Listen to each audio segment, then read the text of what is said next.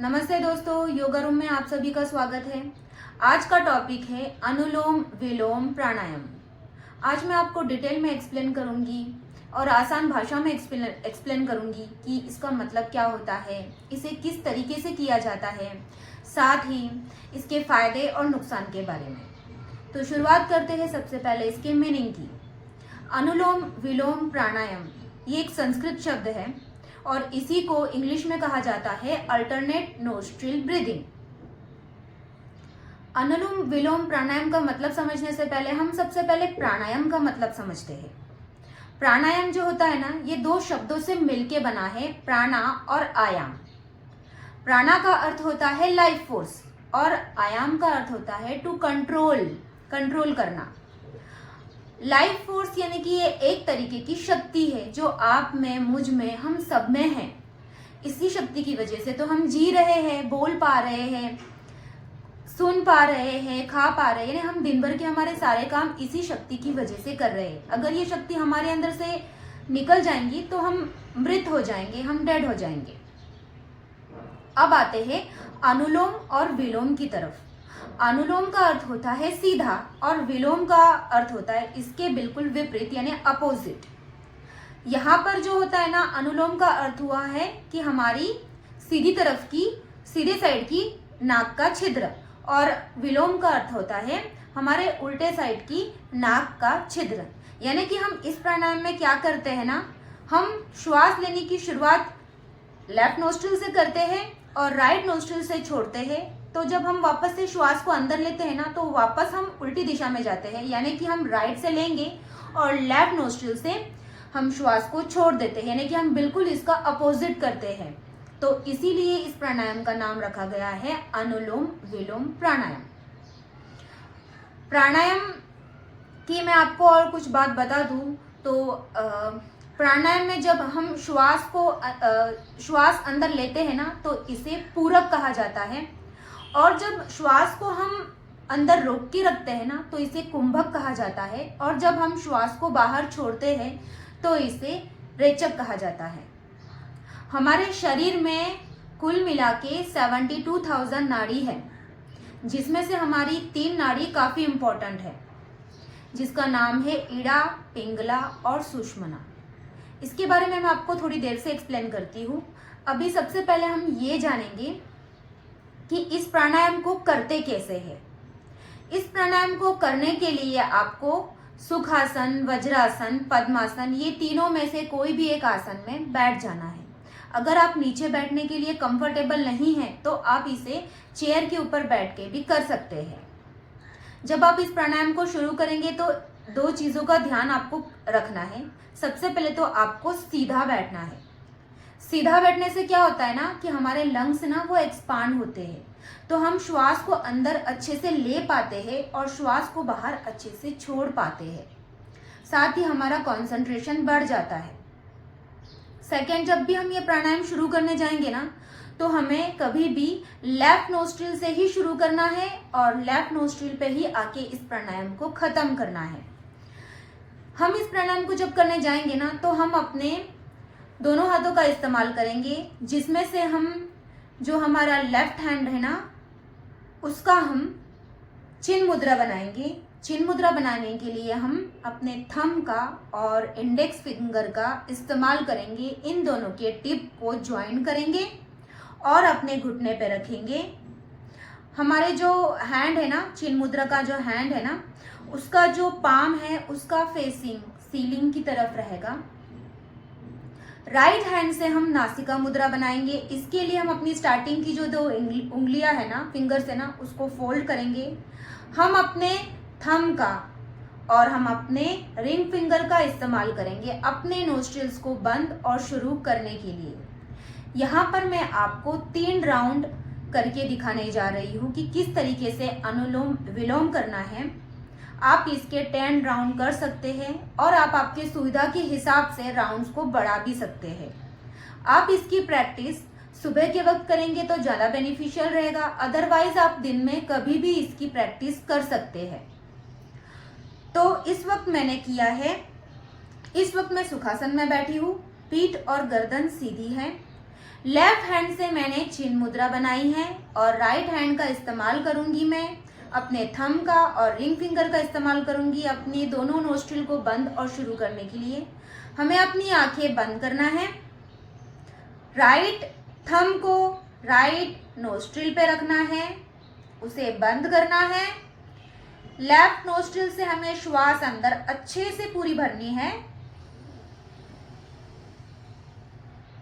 Left nostril को अब हम बंद करेंगे अपने रिंग फिंगर से। फिर हम राइट नोस्ट्रिल को ओपन करेंगे और एक्सहेल करेंगे। श्वास अच्छे से छोड़ना है हमें बाहर। फिर से हमें राइट नोस्ट्रिल से श्वास को अंदर लेना है अच्छी तरीके से। राइट नोस्ट्रिल को बंद करना है थंब से और लेफ्ट नोस्ट्रिल को ओपन करना है और लेफ्ट नोस्ट्रिल से श्वास को बाहर छोड़ना है। यहाँ पे हमने एक राउंड कंप्लीट किया है। अगेन हम 2 राउंड्स मोर करेंगे। फिर से हम अपने लेफ्ट नोस्ट्रिल से श्वास अंदर भरेंगे, लेफ्ट नोस्ट्रिल को बंद करेंगे, राइट नोस्ट्रिल को ओपन करेंगे और राइट नोस्ट्रिल से एक्सहेल करेंगे। फिर से हम अपनी राइट नोस्ट्रिल से श्वास अंदर भरेंगे, राइट नोस्ट्रिल को थंब से बंद करेंगे और लेफ्ट नोस्ट्रिल को ओपन करेंगे।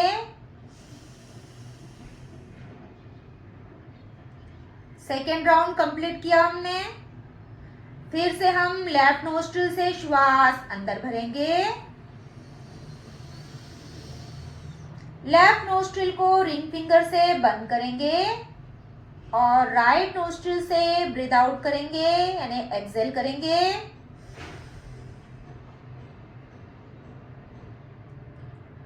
राइट नोस्ट्रिल से वापस से हम श्वास अच्छी तरीके से अंदर भरेंगे, राइट नोस्ट्रिल को थंब से बंद करेंगे और लेफ्ट नोस्ट्रिल को हम ओपन करेंगे और ब्रीथ आउट करेंगे।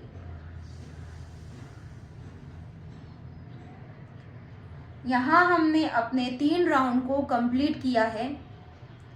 आप इस प्राणायाम की प्रैक्टिस 10 बार कर सकते हैं और अपने राउंड को बढ़ा सकते हैं। सबसे पहले शुरुआत करते हैं कि इसका जो सबसे पहला बेनिफिट होता है ना, ये हमारे दिमाग पर होता है, हमारी नर्वस सिस्टम पे होता है।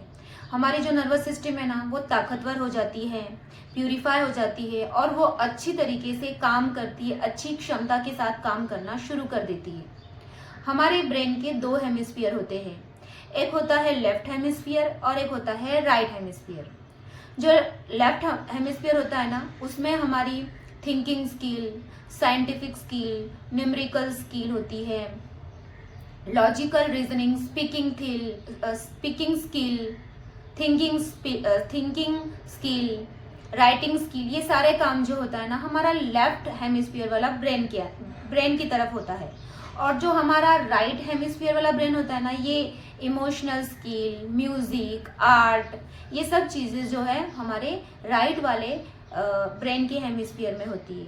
तो जब हमारी नोस्ट्रिल अगर राइट वाली चालू है ना, तो हमारी जो लेफ्ट वाला ब्रेन का हेमिस्फीयर है ना, उसकी एक्टिविटी बढ़ जाती है। और जब हमारी लेफ्ट वाली नोस्ट्रिल शुरू होती है ना, तो हमारे राइट वाले ब्रेन के हेमिस्फीयर की एक्टिविटी बढ़ जाती है। जब हम अनुलोम विलोम प्राणायाम करते हैं ना, तो हम ये दोनों हेमिस्फीयर में बैलेंस बनाते हैं, जिसकी वजह से हमारा फोकस इम्प्रूव होता है, हमारा कंसंट्रेशन इम्प्रूव होता है, हमारी क्रिएटिव थिंकिंग ये सब इम्प्रूव हो जाती है। साथ ही जिसे डिप्रेशन की समस्या है,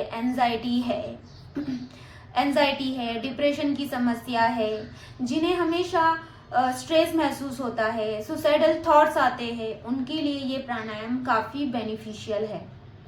नेक्स्ट जो इसका बेनिफिट होता है ना वो रेस्पिरेटरी सिस्टम पे होता है।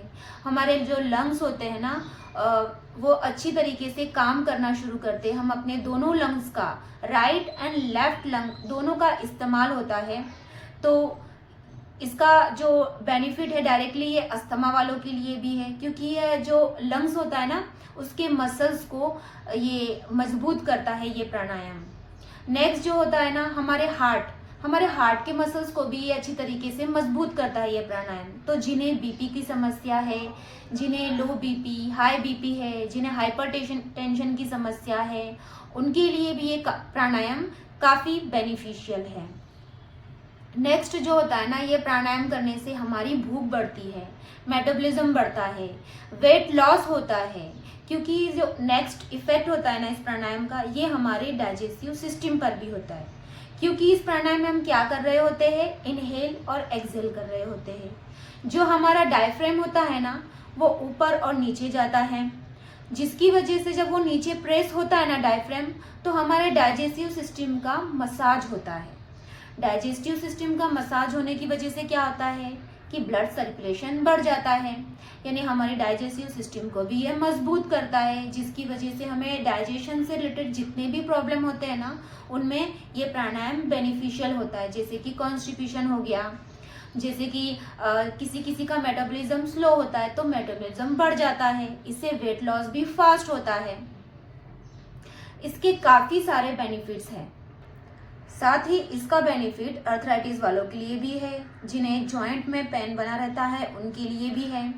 दोस्तों ये जो अनुलोम विलोम प्राणायाम होता है ना ये वात, पित्त और कफ, ये हमारे जितने भी 3 दोष होते हैं ना इन्हें भी बैलेंस करने का काम करता है।